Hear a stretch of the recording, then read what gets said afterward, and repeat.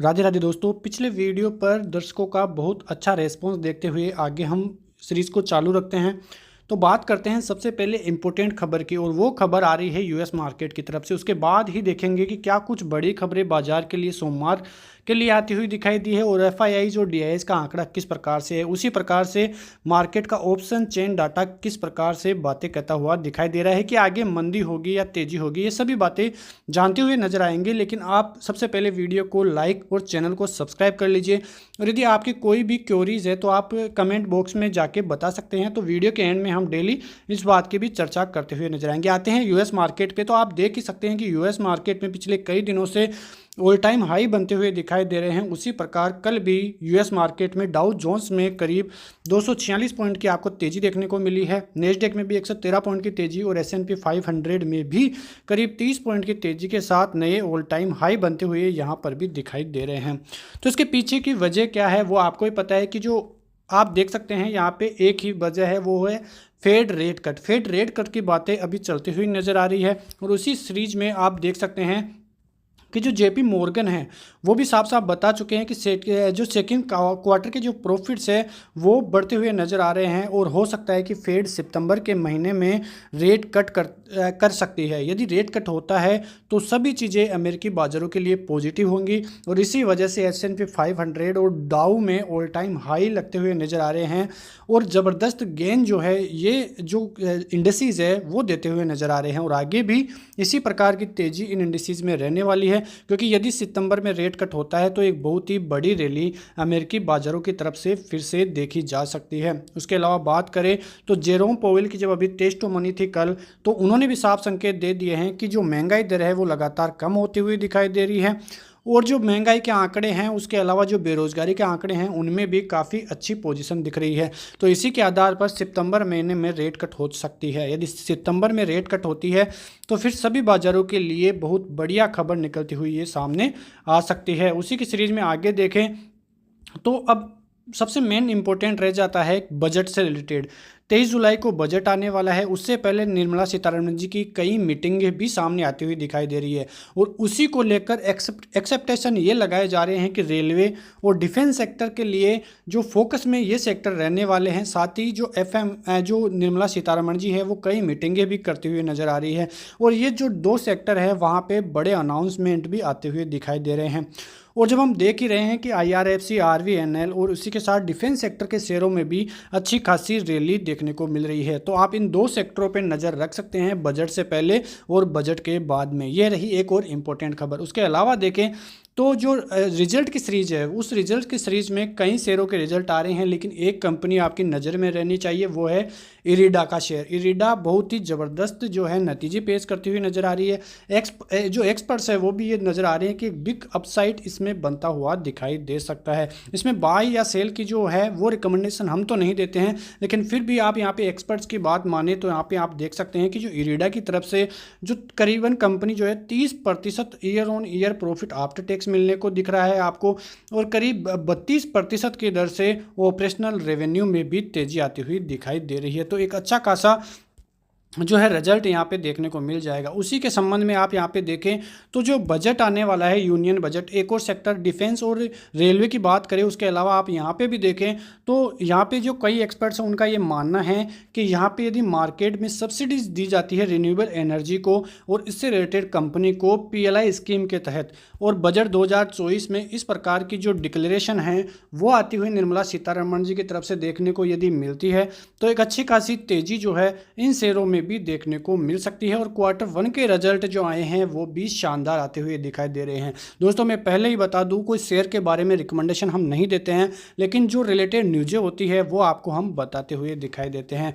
तो ये ज़बरदस्त जो खबरें हैं वो मैं आपको बताता हुआ जो है दिखाई यहाँ पे देने वाली है। उसके अलावा जो सुमित बगड़िया जी है जो कि एक बहुत बड़े एक्सपर्ट्स है, वो भी ये बताते हुए नजर आ रहे हैं कि जो निफ्टी 50 इंडिसेस है वहाँ पे शुक्रवार को एक ज़बरदस्त ब्रेकआउट कंसोलिडेशन का जो है देखने को मिल रहा है। आपको ही पता है कि जो 24,500 और 24,000 के बीच में ज़बरदस्त कंसोलिडेशन भारतीय बाजारों में देखने को मिला है, और उसी कंसोलिडेशन का फ़ायदा शुक्रवार को देखने को मिला। एक ज़बरदस्त ब्रेकआउट वहां से आता हुआ दिखाई दिया, और उसके पीछे का सिर्फ एक रीज़न था आईटी सेक्टर, और आईटी सेक्टर की वजह से ही ज़बरदस्त तेज़ी शुक्रवार के दिन निफ्टी 50 में देखने को मिली।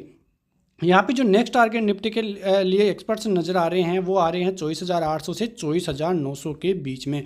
और उसके सबसे बड़ा रीजन टीसीएस का रिजल्ट ही देखने को मिला है, क्योंकि टीसीएस के रिजल्ट की वजह से ही अब जो एचसीएल टेक है उस पर भी नजरें रहेगी, क्योंकि शुक्रवार को ही इसके रिजल्ट आए हैं और इसका जो इम्पैक्ट है वो सोमवार के दिन भारतीय बाजारों में देखने को मिलेगा। तो ये एक और बड़ी खबर आईटी सेक्टर से रिलेटेड, जो कि निफ्टी का एक मेन पिलर माना जाता है, वहाँ से भी आती हुई दिखाई दे रही है। तो ये बड़ी खबरें भारतीय बाजारों की तरफ से आती हुई दिखाई दी। उसके अलावा अब चलते हैं एफआईआई और डीआईएस के आंकड़ों पे। तो यहाँ पे आप एफआईआई और डीआईएस के आंकड़े भी देखें तो शुक्रवार के दिन ज़बरदस्त बाइंग जो है एफआईआई की तरफ से करीब 4,000 करोड़ की देखने को मिली है। वहीं डीआईएस की तरफ से भी करीब 1651 करोड़ की सेलिंग देखने को मिली है। लेकिन नेट ऑन नेट जुलाई का महीना देखें तो एफआईआई की तरफ से करीब 10,000 करोड़ की बाइंग नेट में देखने को मिल रही है, जो कि एक ज़बरदस्त बाइंग है। वहीं डीआईएस की तरफ से भी कुल मिला के एक बाइंग ही ज़बरदस्त देखने को मिल रही है। तो जो एफआईआई डीआईएस के आंकड़े हैं वो पॉजिटिव ही आते हुए दिखाई दे रहे हैं। तो इसी वजह से यदि भारतीय बाजारों में अब आगे की तरफ हम देखें, लेवल्स की बात करें और ऑप्शन चेन डेटा की बात करें, तो जो कॉल राइटर्स है उनकी पोजीशन सबसे ज़्यादा बनी हुई है 24,500 पे। तो सोमवार के दिन आपको जिस जो लेवल है वहाँ पे नज़र रखनी है वो एक लेवल है 24,500 का। वहाँ पे करीब आप देखें तो 1,60,000 की पोजीशन बनी हुई है। तो ये एक इम्पोर्टेंट लेवल आपके लिए रहेगा। और यदि एक 24,600 की बात करें तो करीब 1,15,000 और 24,700 की बात करें तो 1,30,000 तक के जो पोजीशन है कॉल राइटर्स की यानी कि मंदी वालों की वो बनती हुई दिखाई दे रही है। उसके अलावा यहाँ पर आपको सोमवार को तेज़ी वालों की भी देखें, यानी कि पुट राइटर्स की भी बात करें, यानी कि एक सपोर्ट लेवल की बात करें तो आपके लिए एक अच्छा खासा सपोर्ट रहेगा 24,400 का, क्योंकि जहाँ पे सबसे ज़्यादा पोजीशन बनी हुई है 2,10,000 जो करोड़ है वहाँ का डेटा आपको यहाँ पे देखने को मिल जाएगा। तो यहाँ पे ज़बरदस्त पोजीशन है पुट राइटर्स की तरफ से देखने को मिल जाएगी। उसके अलावा 24,300 और 24,200 के भी अच्छे सपोर्ट आपको मिलते हुए दिखाई देंगे। तो सोमवार की बात करें तो सोमवार के दिन आपको किन लेवलों पर नज़र रखनी है उस पर आए तो सबसे पहले निफ्टी की आप बात करें यहाँ पे तो चार्ट्स पे देखें सबसे पहले निफ्टी में, तो आप देख सकते हैं कि जो शुक्रवार के दिन जिस प्रकार की तेजी भारतीय बाजारों में देखने को मिली तो ऑल टाइम हाई 24,600 का यहाँ पे लगता हुआ आपको दिखाई दे रहा होगा। अब जो इम्पोर्टेंट डेटा रहेगा, यदि कल भारतीय बाजार सोमवार को भारतीय बाजार 24,460 के लेवल्स, आप याद रखिए 24,460 के लेवल्स पे टिक जाता है और उसके ऊपर ही रहता है तो एक अच्छी तेज़ी यदि 24,540 से ऊपर निकल जाएगा तो उसके बाद 24,600 का लेवल और फिर 24,700 तक बाजार जाने में जो है नहीं घबराएगा। तो क्यों एक बहुत ही अच्छी रैली अभी भी भारतीय बाजारों में बनती हुई दिखाई दे सकती है। उसके अलावा एक 24,400 का सपोर्ट तो यहाँ पर रहेगा ही, यदि इसको तोड़ता है उसके बाद ही भारतीय बाजारों में सेलिंग के लिए देखना है, वरना सेलिंग के लिए अभी हमें देखने की भी ज़रूरत नहीं है। बैंक निफ्टी की यहाँ पे बात करें तो सबसे ज़्यादा निफ्टी में ही यदि हम करें चीज़ों को समझे तो अच्छा रहेगा, क्योंकि बैंक निफ्टी में अभी इतनी ज़्यादा खास तेज़ी की संभावनाएं बनती हुई दिखाई नहीं दे रही है। जब अगले रिजल्ट सेशन बैंकों के आएंगे तो वहाँ पर एक बड़ी उठापटक देखने को मिल सकती है, क्योंकि बजट सेशन है। उससे पहले यदि भारतीय बाजार कंसोलिडेशन में ही रहे तो एक अच्छी बात भारतीय बाजारों के लिए होगी। यहाँ पे बैंक निफ्टी की बात करें तो बैंक निफ्टी यदि कल 52,000 के सपोर्ट पे आए और उससे फिर से यहाँ पे बाउंस बैक करे और 52,600 का लेवल निकाल दे तो अच्छी खासी तेजी 52,800 तक फिर से देखने को मिल सकती है, क्योंकि जब तक भारतीय बाजार 52,800 का लेवल नहीं तोड़ेगा तब तक बैंक निफ्टी में तेजी अभी नामुमकिन है। और एक अच्छा खासा रेजिस्टेंस 52,800 का है। अच्छी खासी जो है कॉल राइटिंग भी इन लेवलों पे बनी हुई है।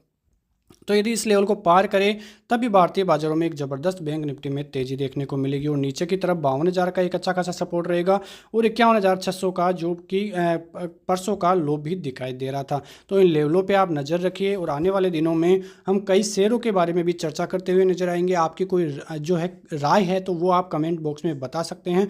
चैनल को सब्सक्राइब कर लीजिए और लाइक ज़रूर कीजिए, क्योंकि आगे आने वाले दिनों में बहुत सी चीज़ें हम आपको यहाँ पर बताते हुए दिखाई देंगे। तो इसी के साथ बने रहिए ऐसी खबरों के साथ। तब तक के लिए नमस्कार, जय हिंद, जय भारत, वंदे मातरम।